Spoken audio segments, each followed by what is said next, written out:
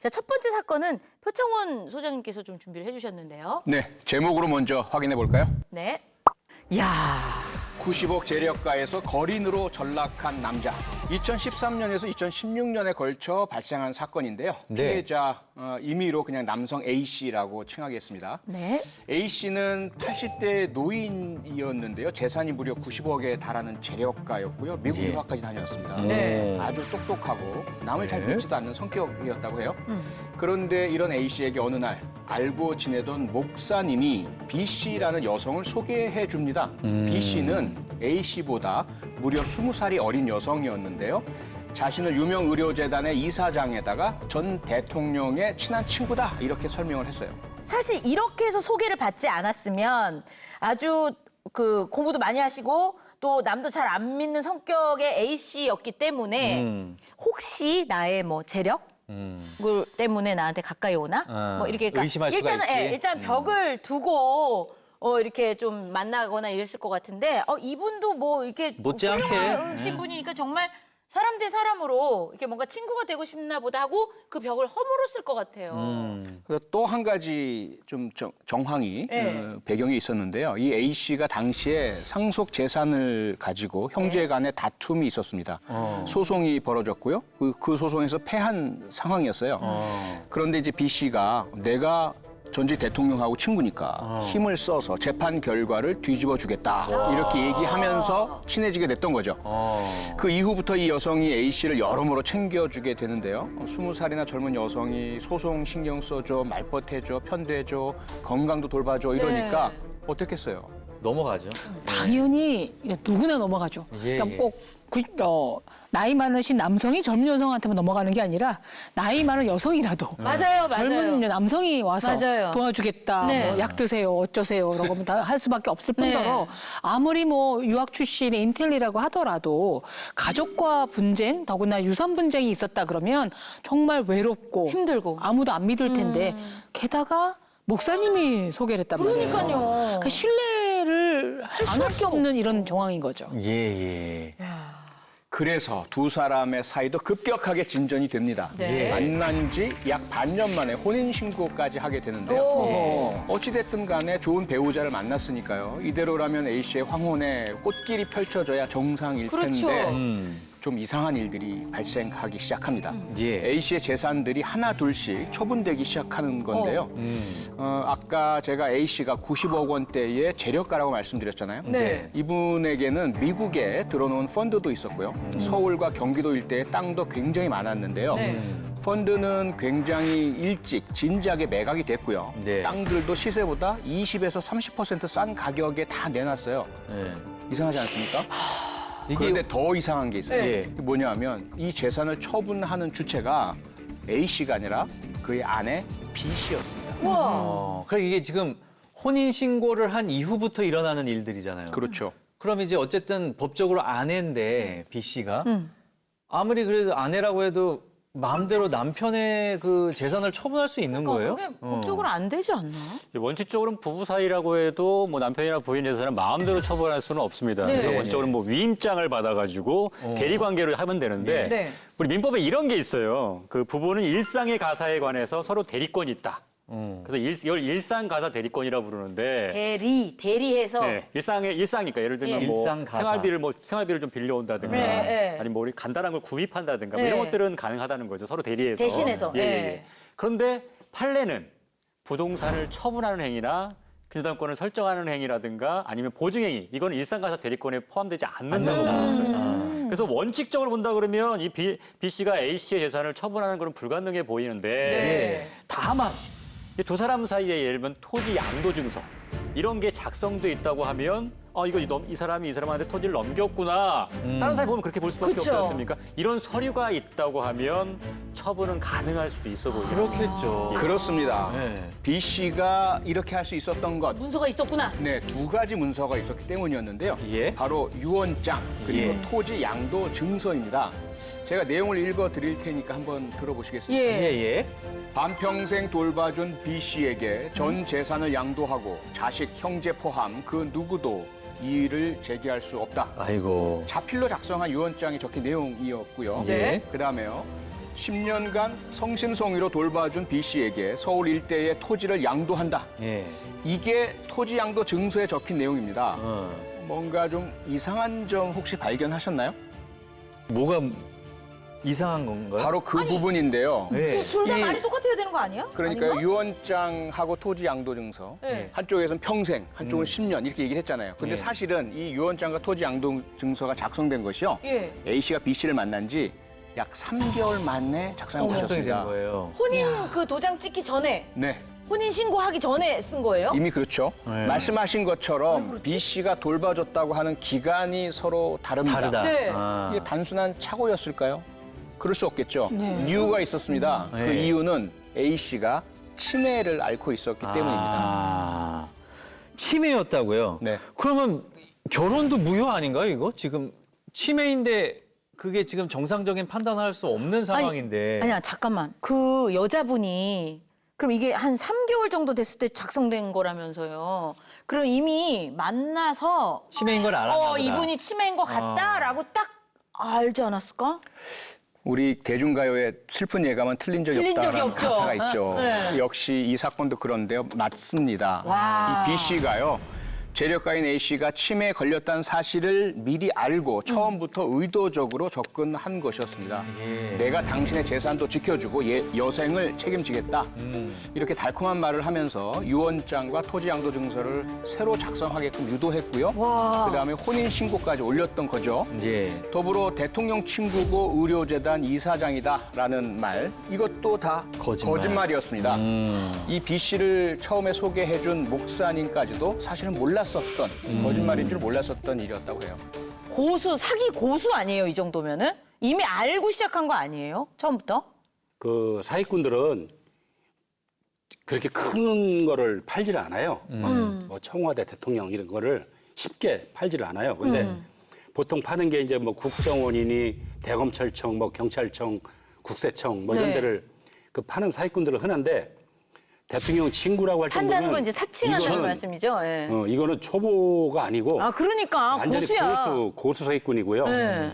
그리고 재판 결과를 뒤집어준다고 했다는데 이거를 갖다가 그 피해자한테 할 정도면 그 피해자가 그 당시에 정신이 없거나 치매 쪽으로 많이 좀 기울지 않았나. 상황이 안 좋은 상태니까 그런 말이 먹어 들어갔던 것 같아요. 아. 맞습니다. 애초에 재산을 노리고 접근을 했는데 유언장에 토지 양도 증서까지 받았으니까 예. 이 범인은 이제 거리낄 게 없는 상태가 됐죠. 예. B 씨는 A 씨의 재산을 모조리 팔아치우기 시작을 합니다. 예. 빨리 처분을 해야 하니까 뭐 조금 손해를 보더라도 전혀 개의치 않았고요. 그렇죠.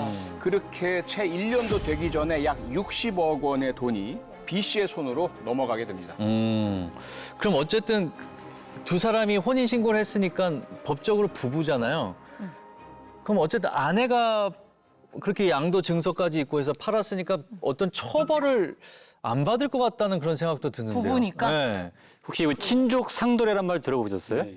이 형법에 팔촌 내 혈족이나 사촌 내 인척, 그다음 배우자 간에 발생한 절도죄, 사기죄, 횡령죄, 배임죄 이런 재산 범죄에 네네. 대해서는 형을 면제하거나 아니면 고소가 있어야 체벌할 수 있는 친고죄로 한 제도가 있습니다. 아, 가족이니까. 이건 원래는 가족의 화평, 평안을 위해서 사실은 마련해 놓은 거여서 국가는 웬만하면 가족 일에 관여하지 말아라. 이렇게 한 거예요. 그래서 뭐 친족 내부에서 알아서 해결하라고 한 건데 근데 결국 이렇게 되면 어떻게 되냐? 결국은 헌법에 따른 재산권 보호나 행복추구권이 이제 위반될 수도 있다. 이런 논란이 좀 있긴 하죠. 역시 전문꾼이라는 느낌이 팍 오죠. 너무, 그 너무 사전에 고수인데. 해놓은 여러 가지 장치들을 보면 B 씨에게는 공범이 있었습니다. 아. 혼자 한 건 아니었고요. 예, 예. 내연 관계였던 남성이 있었는데요. 이 남성이 혼인 신고 당시에 혼인에 대한 증인으로 같이 가기도 했었습니다. 예. 정말 파렴치한 범행이라고 할 수밖에 없는데 어쨌든 이 공범과 B 씨는 이렇게 탈취한 돈으로 경기도에 땅도 사고요. 또 네. 고급 아파트도 사고 외제차까지 굴리면서 재력을 과시하고 다닙니다. 그러면 그 A 씨는 어떻게 됐을까요? 산 고급 아파트에서 그래도 약속대로 잘 B 씨가 보살피면서 이렇게 살고 있었을까요? 그래도 1년 안에 지금 60억 원의 돈이 넘어간 거잖아요. 양심이 조금이라도 있다면 있으면 예를 조금이라도 들어서 뭐 편하게 지낼 수 있도록 해줬을 텐데. 요양원 네. 내지는 왜 그 무슨 실버타운 그렇죠. 그래도 그쵸? 그렇죠. 그런데 아니에요? 아니었습니다. 그럼 어떻게 했나요? B 씨는요. 예. 8평 남짓한 아주 작은 오피스텔 하나를 구해서 그곳에 A 씨를 방치해 둡니다. 예. 그때쯤에는 A 씨의 치매 상태가 상당히 심각해진 상태가 혼자 되었는데요. 계시면 더 심각해지잖아요. 더 심각해지죠. 예. 외출하면 경찰관이 잡아갑니다. 이렇게 엄포를 놓고 협박을 해서 가스라이팅이야. 사실상 못 나가게 감금 상태의 A 씨를 둡니다. 그리고 배달 음식만 시켜줬다고 해요. 예. 당시 이웃들의 말에 의하면 A 씨가 배가 고프다면서 막 동네를 헤매기도 했고요. 어쩌다 이제 끼니를 때울 때도 짜장면만 먹었다고 해요. 결국 이 오피스텔에서 지내는 동안 A 씨는 몸무게가 무려 10kg이나 말도 안 빠질 돼. 정도였습니다. 아니 근데 그 지경이 되도록 진짜 그 지경이 되도록이지. 가족들은 몰랐나요? 그러게. 이게 아니 그것도 궁금하네. 자녀들이 네. 없었나? 아니 그리고 뭐 아까 형제랑 무슨 뭐 상속 무슨 분쟁 이런 게 좀 있었다고 하지만 그래도 뭐 자녀가 있으셨다면 자녀들이랑은 연락을 하지 않았을까요? 그러니까. 예. 네, 미국에 자녀들이 살고 있었습니다. 있었어요? 예. 그런데 이 B 씨가 중간에서 연락을 하지 못하도록 철저하게 방해를 했어요. A 씨에게는 자식들이 이 A 씨에게 이제 한 말이 뭐냐면 자식들이 당신을 치매 환자로 몰아서 모든 재산을 다 뺏어가려고 한다. 이렇게 세뇌를 시켰고요. 그 사이에 이사만 4번을 갖고 휴대전화 번호는 5번을 바꿨습니다. 야. 그렇게 해서 결국 가족이나 친구들의 연락이 닿지 못하도록 만들었던 거죠. 아니 그러면 이제 이 아내 B 씨의 입장에서는 빨리 이혼을 하고 싶어 했을 것 같아요. 이미 이제 빼돌릴 거 다 빼돌렸으니까. 그리고 이제 내연 관계에 사람이 있으니. 예. B 씨는 결혼 7개월 만에 A 씨와 이혼을 추진합니다. 예. 이혼도 그냥 한 게 아니고요. 위자료로 1억 원, 또 재산 분할 과정에서 10억 원을 더 받아갔다고 해요. 그리고 나서 B 씨를 무일푼 상태로 그냥 방치해두고 사라져버립니다. 근데 이 사건이 어떻게 밝혀졌느냐? 그러게요. 어떻게 된 거예요? 어느 날 경찰에 신고가 들어온 거예요. 아주 왜소한 노인 한 분이 명동성당 앞에서 구걸을 하고 계시는데 너무 위험해 보인다. 그 노인, 경찰관이 가서 확인을 해보니까 바로 혼자서 거리를 헤매고 다녔던 A 씨였던 겁니다. 결국 경찰이 A 씨를 자녀들에게 수소문해서 연락처를 찾았어요. 그래서 자녀들에게 인계를 해드리면서 모든 전말이 드러나게 됩니다. 예.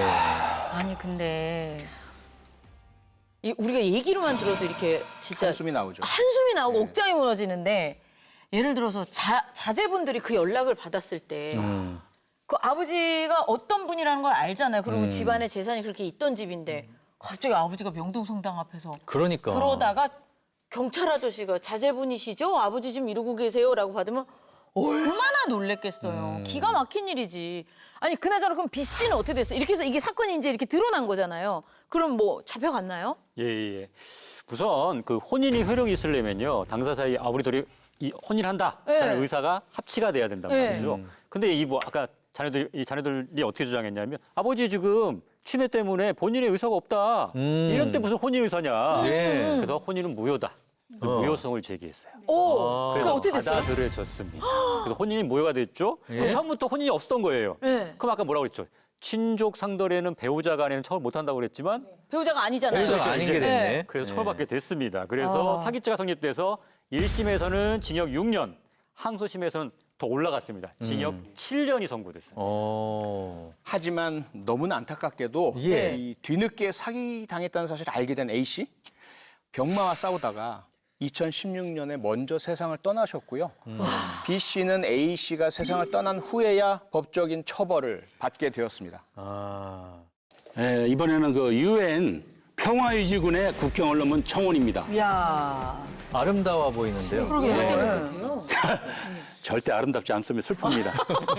어떡해. 이번에 그 사연보다는 수법에 집중하셔야 할 사건이고요. 네. SNS를 통해서 외로운 노년층들을 공략하는 신종 사기들입니다. 네. 이번 사건의 주인공은 60대 여성 A 씨입니다. 네. A 씨는 어느 날 페이 땡땡이라는 SNS에서 낯선 남성에게 친구 요청을 받게 되는데요. 이 남성은 외국인이었어요. 예. 자신을 쿠웨이트에 파병된 50도의 UN 평화유지군이다. 예. 이렇게 자신을 소개합니다. 그래서 실제로 계정에 들어가 보니까 군복 입고 찍은 사진들이 막 있어요. 오, 이게 진짜네? 해가지고 친구 요청을 수락했죠. 네네. 그랬더니 그 남자가 요청을 받아줘서 고맙다, 친하게 지내자. 그래서 지속적으로 연락을 해옵니다. 이게 유엔 평화 유지군이 한국에 사는 사람에게 연락이 온 네, 거예요. 친구, 옛날에 친구 신청한 펜팔 거잖아요. 있었잖아요. 네. 그래서 그러면 영어로 대화를 그러니까. 했겠는데요. 영어로도 하고요. 번역기 돌릴 때 나오는 그 어색한 말도 있죠. 네네네. 그런 말도 안 되는 한국어로 메시지를 보내더랍니다. 근데 받는 사람 입장에서는 와, 이 사람이 나랑 대화를 하려고 번역기까지 돌리네. 그렇지, 그렇지. 얼마나 감동을 받았겠어요. 네. 그리고 남자가 오늘 하루 어땠어? 한다. 다 엄청 다정다감하게 계속 챙겨주면서 호감을 표현하고 그러니까 A 씨가 싫지 않죠. 그러다 보니까 이제 서로 좋은 감정이 싹트게 되는 거죠. 근데 사실은 뭐 요즘 또 국제 결혼도 굉장히 이제 그쵸 많이 보이잖아요 주변에. 그리고 뭐 SNS나 어플 같은 걸로 만나서 결혼에 성공했다 뭐 이런 얘기도 뭐 이렇게 매스컴에 많이 나오고 그러니까 사실 뭐 L씨 입장에서는 그 다른 사람들도 결혼이 성사된 커플은 이런 식으로 해서 이제 결혼까지 골인을 했나 보다 이렇게 생각할 수는 있었을 것 같아요. 네. 그렇죠. 그런데 한 달쯤 됐을까요? 남자가 A 씨한테 선물 하나를 보내겠다는 겁니다. 오. 너랑 결혼할 거니까 증표로 주고 싶어. 오. 명품 브랜드에서 파는 몇 억짜리 고가의 보석이야. 네. 근데 문제가 생겼대요. 예. 인천 세관에 잡혀 있는데 통관료를 내야 받을 수 있다는 거예요. 그것만 네가 좀 낼래? 그럼 내가 너한테 나중에 한국 가서 돌려줄게. 이러는 겁니다. 아니 근데 통관료라는 게 그러니까 얼마 이상의 고가의 물건을 네. 그냥 직접 이렇게 배송을 받으면 네. 그 뭐라 그러죠? 관세 같이 예, 그런 거를 그 통관료하고 관세 같은 걸 내야 내가 이제 국내에서 수중으로 받을 수 있는 걸로 알고 있거든요. 그러니까 이게 한마디로 저거잖아요. 통관료 착불 통관료잖아 그게. 착불로 그런 내라는 거지. 그러니까 받는 사람 보고 내라는 예를 거잖아요 들어서 지금. 선물인데. 남자친구 박찬민이 여자친구 이지연한테 야 내가 택배로 너한테 지금 뭐 얼마짜리 물건 보냈으니까 너가 그 택배료는 네가 네가 내. 내. 약간 근데 그거보다 이제 좀 더 그 단위가 큰 거지. 큰 거지. 예. 예. 야. 근데 이게 통관료. 이게 이게 우리 입장에서 사실 수입이랑 마찬가지잖아요. 외국에서 들어오는 거니까. 네, 그렇죠. 수입이죠. 근데 그 주체가 누구냐면 받는 사람이에요. 그러니까 받는 사람이니까 내가 통관 고유보호를 제공해 줘야 되는 맞아, 거고. 맞아. 직구할 때 보면 마찬가지예요. 맞아요. 예. 내 고유 보는 거 세금도 있어요. 내가 내는 게 맞아요. 그러니까 원래는 받는 사람이 내는 건 맞긴 합니다. 맞는데. 다만 하구나. 이제 네. 이 억대 이제 보석이라고 하면 당연히 관세도 엄청나게 어마어마하죠. 많을 거 아니겠어요. 네. 그게 그 가격도 높은 데다가 사치품으로 그렇죠. 이게 네. 분류가 되면 더 그죠. 많이 세율도 더 많이 높고. 되겠죠. 예. 그런데 이제 좋은 감정이 쌓였잖아요. 네. 그러다 보니까 의심도 안 하고 뭐 또 그 남자 페이 그 땡땡 거기 들어가 보니까 A 씨 지인이 거기 있었어요. 네. 그 더 믿게 된 거죠. 내 지인과도 아는 사람이네. 괜찮겠지 해가지고 몇 차례에 걸쳐서 무려 1억이 넘는 돈을 남자에게 보내주게 됩니다. 하지만 안타깝게도 그 뒤로 남자 연락은 딱 끊어지고 어머. 아차 내가 사기당했네. 아하. 그때 알은 거죠. 이게 이제 디지털화, IT화가 되면 새롭게 나타난 신종 사기 수법이에요. 그렇겠죠. 이거 바로 로맨스 스캠이라고 합니다. 뭐예요, 그러니까 연애를 뜻하는 로맨스고요. 네. 신용 사기를 뜻하는 스캠을 합쳐서 온라인 연애 사기라고도 생각하시면 신용 되거든요. 사기. 로맨스 근데 스캠. 근데 이 사례가 SNS에 접근해서 돈을 가로채는 로맨스 스캠의 전형적인 방식이고요. 이런 사기 정말 많이 일어나요. 꼭 무슨 이렇게 뭐 억대는 아니라 하더라도 소소하게 내가 지금 당장 병원비가 필요한데 뭐 친구 디어 마이 프렌드 will you give me some money? 맞는 말인지 모르겠지만 어쨌든 하면 좀 줄래잖아요. 예, 준단 말이죠. 예. 그러니까 마음이 사로잡히면 그렇죠, 그렇죠. 그냥 무장 네. 해제야 이거는. 맞아요. 해달라는 대로 멘붕. 다 들어주는 네. 거지. 예. 아니 근데 그 보석을 그러면은 받았을까? 받았을 리가 있었어요. 아니 근데 돈을 어떻게 또 주고 해? 나는 그게 지금 너무 내가 이상해. 봤을 때는 우리 이지연 씨가 그랬을 것 같아. 돈 다 보내주고 생각이 그래도 보석은 오는 걸까? 이렇게 지금 그럴 것 같은데 지금. 다음에 당연히 또 뭘 보냈다 그러면 또 통관료를 아니, 주더라고. 세금을 내야지 보석이 오는 건데. 네. 그 지금 냈잖아. 그럼 그러니까 이제- 와야지. 그러니까 이제 사기인지를 아직도 모르는 거 아니야 지금 올 거라는 생각을 갖고 있는 거잖아.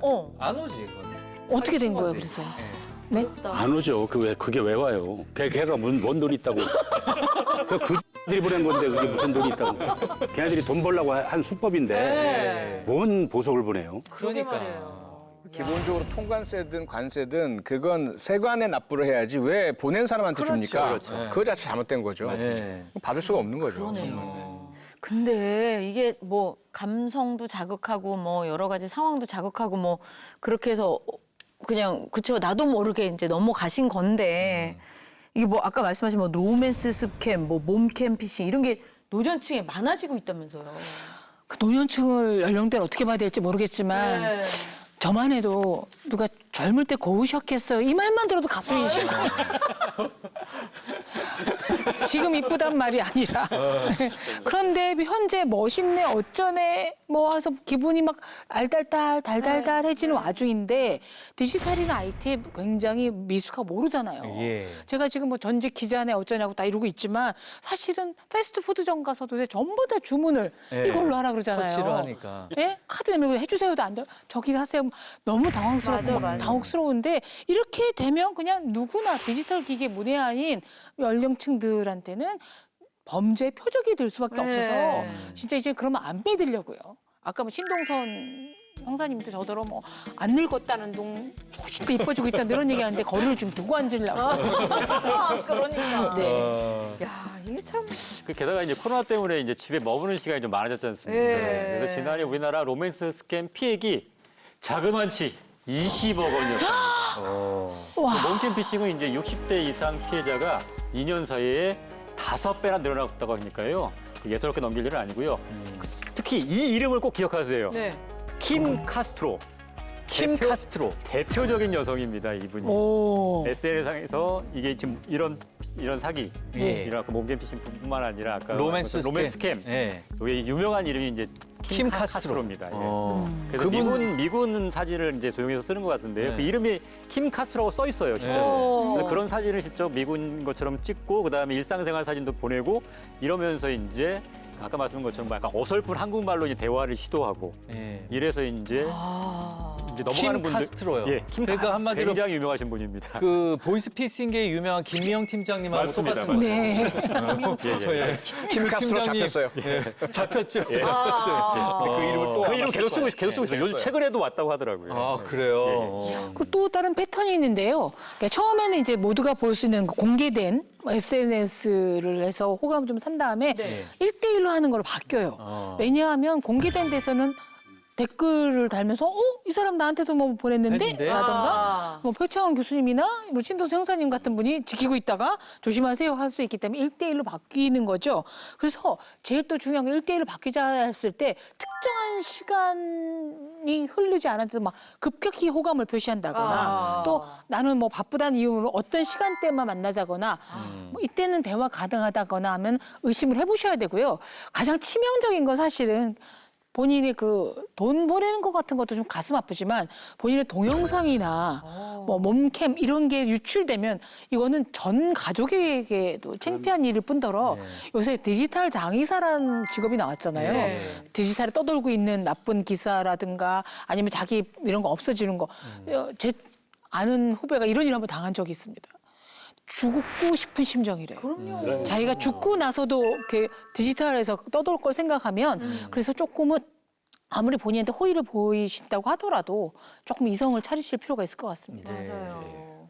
근데 이게 이제 외국인들한테 당하는 거잖아요. 외국인들이 사기 행각을 하는 거잖아요. 그러면 내가 이제 피해를 봤어요. 예. 그럼 그 피해액 아니면 피해에 대한 보상을 받을 수 있나요? 돌려받을 수 있나요? 그 이제 뭐 보이스피싱 같은 경우에는 되게 많이 해졌지 않습니까? 네. 그러니까 이거는 신고하는 즉시 바로 이제 금융계좌가 동결이 돼서 이제 인출이 안 되거든요.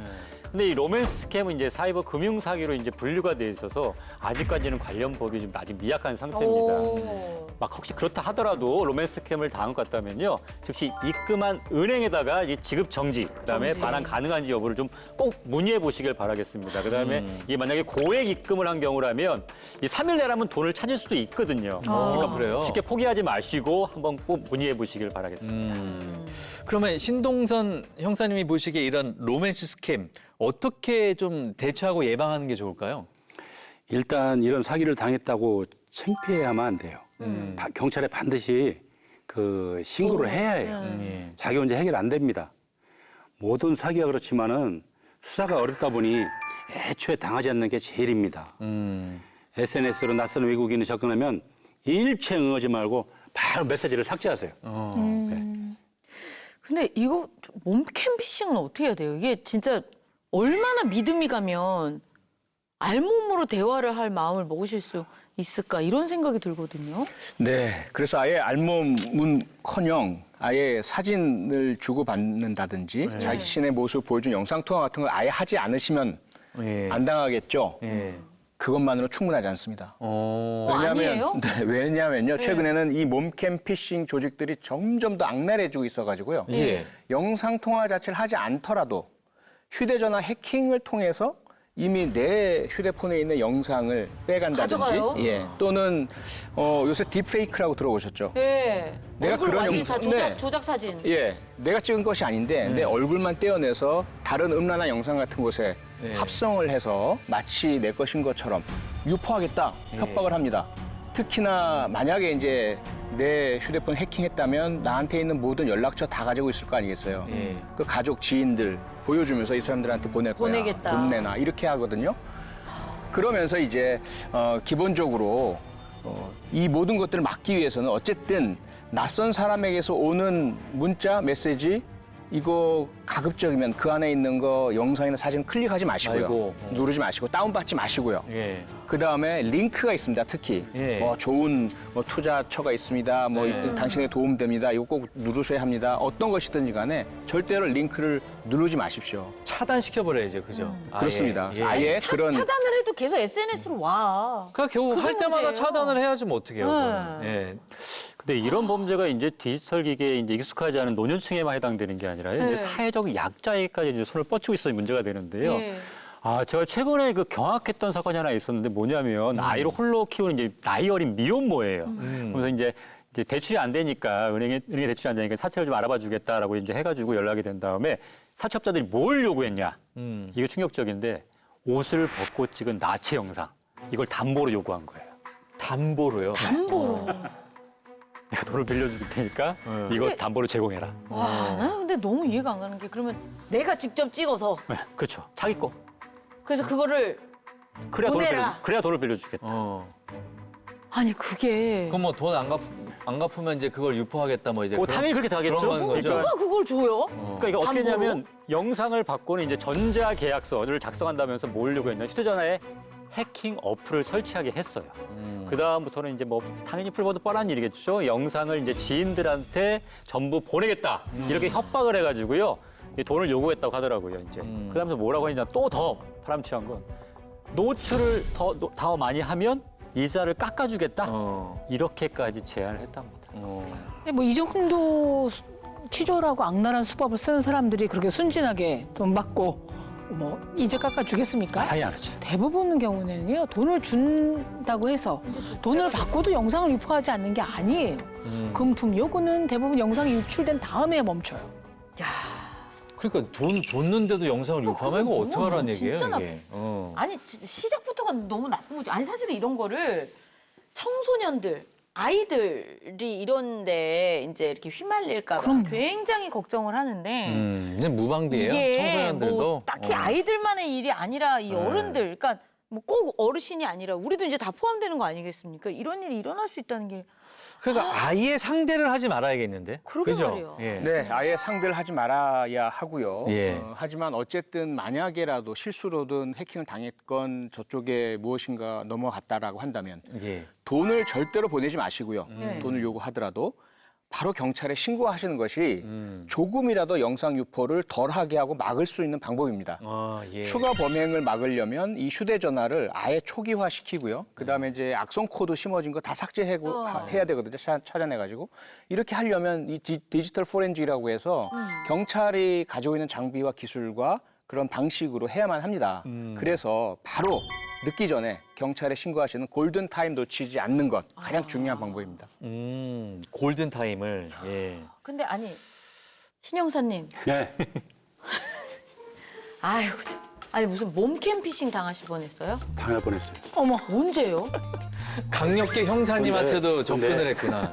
이 걔네들 수법이 예. 사람을 멘붕 오게 해가지고 멘붕이 대충 오니까 꼭두각시 이렇게 줄인형처럼. 예. 이렇게 움직이게 돼 있더라고요. 아니 학교에 오전에 그 오후도 아니야 오전에 수업을 하는데 예. 교수님 저 제자 누구예요? 하면서 전화가 왔는데 목소리가 상당히 안 좋아요. 네. 약간 울먹거리면서 그래서 너 왜? 뭔 일 있어? 그랬더니 누군지도 모르겠더라고. 난 갑자기 애가 저 죽고 싶어요 하는데 예. 갑자기 아무 생각이 안 나. 얘를 살려야 되겠다는 생각 외에는 이거 자살하면 안 되잖아요. 그래서 얘를 살려야 되겠다 싶어서 너 왜 그래? 무슨 일 있어? 하면서 계속 달랬지. 그때부터 저는 이제 걔가 시킨 대로 꼭두각시 된 거야. 네. 얘를 살릴 목적에 멘붕이 오다 보니까 네. 걔가 이렇게 하면 이렇게 하고 저렇게 하면 저렇게 하고 그렇게 되더라고 나도 모르게. 그러더니 갑자기 또 이제 사진을 좀 하나 찍어 보내달래. 어머. 그래서 어디를 찍냐 그랬더니 내 몸 사진을 좀 찍어서 보내주면 자기가 정신을 좀 차리고 뭐 어쩌고 이상한 일을 하는데 아니 근데 내가 그랬지. 아니 교수님 몸 사진을 찍어서 보내면 왜 그 사람이 정신이 들어? 아니 그래서 내가 정신이 들긴 들 것 같아요. 아니 그래서 내가 야 여기 학교야 그랬더니 뭐 소용없어. 예. 그참 자기 죽는다는데 나는 벌써 꼭두가시가 돼가지고 움직이는 거야. 근데 설마. 야 학교야 여기 학교인데 그랬더니 진짜 학교 안 했으면 어떡할 뻔했어? 예. 학교야 그랬더니 그래도 요구하는 거. 아 이거 이상하다. 학교라고 그랬는데도 요구를 해? 예. 가만 있어봐. 그 정신을 좀 차렸지 그때. 그래가지고 이거 몸캠 패싱이구나. 그래서 그때 이제 알았지 내가. 아, 그때 딱 정신이 드셨어요. 학교인데도 요구를 하니까. 집 같았으면 혹시 더 큰일 날 뻔했어. 완전히 넘어가셨는데요, 우리 형사님. 아유, 아니 살려야 될 거 아니에요. 살려야 될 거 아니에요 학생을. 예.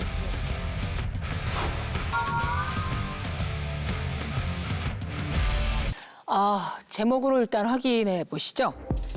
믿었던 도끼가 땡땡 사기단?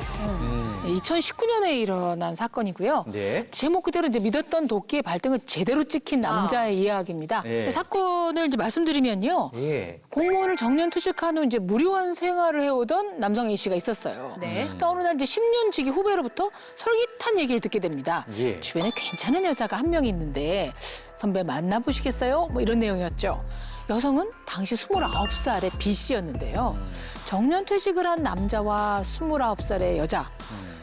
우리가 보기에는 나이 차이가 엄청나죠. 그렇죠. 근데 이 여자가 첫 만남부터 A 씨한테 아주 호감을 보여요. 참 마음에 든다. 앞으로 계속 만남을 이어가자고 얘기를 합니다. 근데 뭐 나이 차가 뭐 사실 많이 나는 거는 뭐 맞는데 그게 뭐 요즘 뭐 그렇게 흠은 아니니까. 그리고 싱글이셨겠죠? 그 남자분이? 그러니까 한번 자세한 얘기는 아 그래요? 아 또 얘기 들어봐야 되나요? 아 그래서 이렇게까지 이 EBS에 나올 정도로 우리가 사건 소개될 때는 이렇게 잔잔한 사건일 리가 없어요. 이렇게 후배 소개로 만난 두 사람은 이미 잠자리까지 가지는 사이로 발전을 했어요. 예. 예. 어느 날 모텔에서 이제 정다운 시간을 보내고 있는데 갑자기 웬 남자가 모텔 문을 박차고 들어옵니다. 네. 아, 누구였을까요? 바로 B 씨의 남편이었어요. 예. 그럼 B 씨가 결혼한 상태라는 거잖아요. 그죠? 예. 남편이 치고 들어온 거잖아요, 지금. 예. 현장 딱 잡겠다고. 아까 네. 그 29이라는 여자분이 남편이 있는 거야. 유부녀였던 거야. 이혼했던 거죠. 또 그 사람만 유부녀인가 아니었어요. 네. 알고 봤더니 A 씨에게도 아내가 있었다는 있었어요. 사실입니다. 예. 소개한 사람 뭐야 그러면?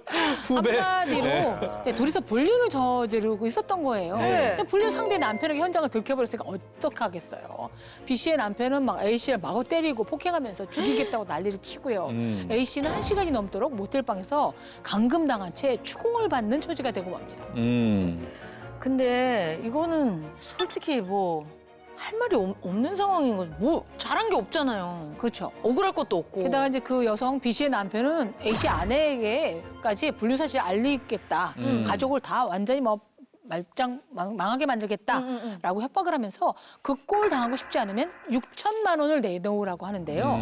액수가 상당히 크죠? 네네. 근데 이게 죽으라는 법은 없는지 A 씨의 수중에 마침 돈이 있었어. 돈이 있어요. 그 돈이 딱 무슨 6천만 돈이야? 원이?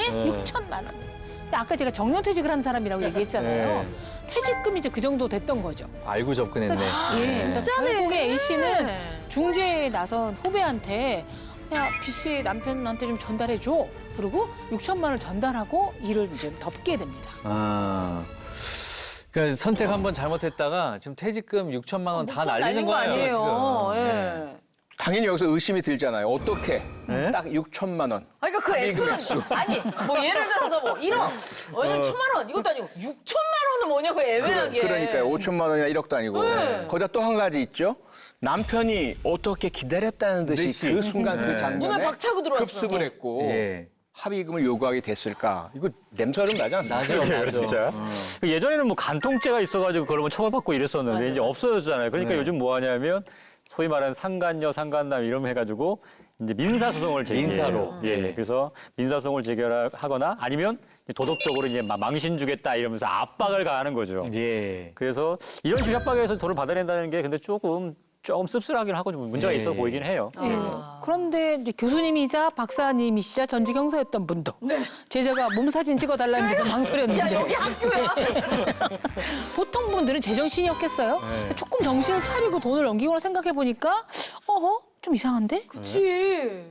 이상하다. 그래서 경찰을 찾아가서 이런 일이 있었는데요. 하면 상담을 한 거예요. 네. 근데 경찰 측에서 수사에 들어가면서 사건의 실체가 드러나게 됩니다. 예, 이 예. 모든 것은요. A 씨의 퇴직금을 노린 꽃뱀 사기단의 짓이었어요. 소행이었던 거죠. 그러면은 이 여자분이랑 그 남편분 둘이서 이제 짜고서 사기를 한 부부 사기단이네요, 부부. 부부 사기단이라고 하기에는 너무 이게 좀 금액이라든가 확실히 좀 이상하지 그 친구, 않습니까? 후배 친구. 네. 그러니까 내가 그렇죠. 그랬잖아. 후배 친구가. 부부 역할을 했던 B 씨와 남자 외에도요. 예.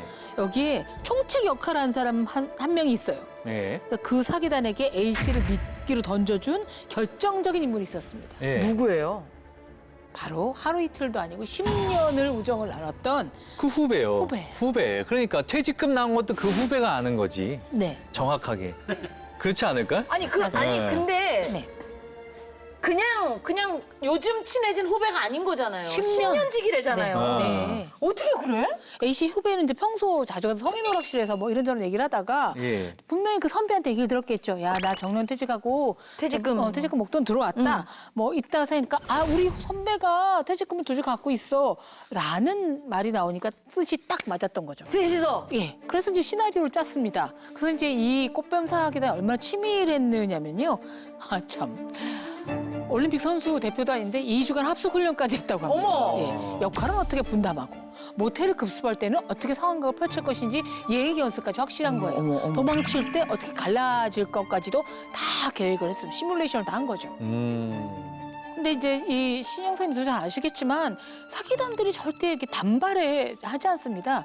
갯돈을 떼먹고 도망간 분들도요. 3년 정도는 갯돈을 볼 시간이 듭니다. 치밀하게 준비를 다 몇 철저히 년도 하는 뭐 선마을 사기 사건 같은 것도 몇 년 했기 때문에 근데 이제 물론 제일 중요한 건 부도덕한 관계를 맺은 A 씨 아버지 크지만 그쵸. 이런 식으로 치밀하게 시나리오를 짜고 그물을 딱 펼쳐놓으면 걸리지. 어떤 지성인이나 똑똑한 분들도 걸려들지 않을 보장이 없습니다. 네. 그래서 이 꽃뱀 사기단은 A 씨에게 6천만 원 받아가지고요. 그래서 제일 큰 머리를 굴린 총 체격이 2천만 원, 2,500만 원. 야. 정보 제공자인 후배가 1,500만 원. 그리고 부부 역할, 진짜 부부는 아니었던 거예요. 네. 부부 역할을 한 사람이 각각 1,000만 원씩 나눠 가진 후에 전국 각지로 도주를 했는데요. 그런데 죄만 짓고 살 수 있나요? 결국 공동 공갈, 공동 강금 혐의로 구속이 됐고요. A 씨의 잘못된 만남도 씁쓸하게 마무리가 되고 말았습니다. 아유. 신 형사님 이거 어떻게 보세요? 어떻게 해야 정신이 이렇게 혼미해지지 않을 수 있을까요? 꽃뱀은 조직이 보통 3명이에요. 앞에 그 여자, 그다음에 이제 가짜 남편, 옆에서 이제 이제 위력가시하고 허풍터는 보통 3명이에요. 너무 많이 하면 이 모텔 같은데 호텔 같은데 너무 많으면 이게 신고가 들어가고 시끄러워지니까 딱 3명 정도가 적당하게 움직이더라고요, 항상. 꼭 많이 해먹은 애들이죠. 근데 여자가 굉장히 매력이 있어요. 뭐 어떤 여러 면으로 예. 다양하게 있는데 그 외로운 노인들은 당할 수밖에 없어요. 그 어떻게 다 선수들이 그 치고 들어오는데 그래서 그때는 그러니까 이제 문제는 자식들이 노인을 방치한다는 거 이게 제일 큰 문제예요. 네. 알아서 사시겠지. 그거 절대 아닙니다. 하여튼 무조건 경찰서가 상담하시면은 경찰서는 꽃뱀들을 많이 사건을 해봤잖아요. 네네. 그래서 잘 알아요 그 방법을 예. 다 알려줍니다.